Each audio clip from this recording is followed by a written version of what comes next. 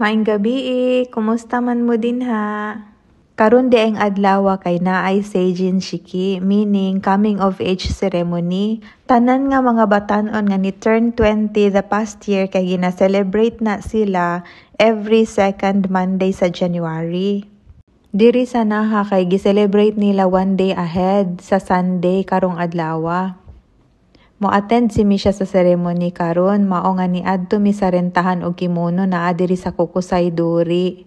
Magpili siya sa iyang suoton, ilihisan siya, then magpicture-picture gamay, then moadto na dayon mi sa ceremony.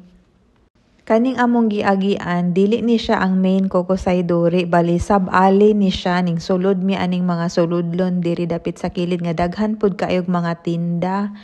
Mauni kapsagaran pang turista manggod ning manganhi dinhi kanang mamalit og mga souvenirs, mga ingon ana ba.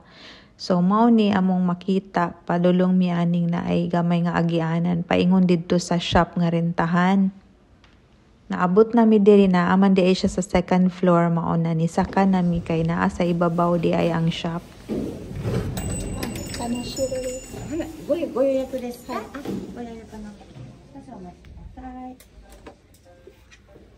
Ugma na po nako i-upload ang sumpay ani ha. Salamat sa paglantaw. Bye! Excited ka.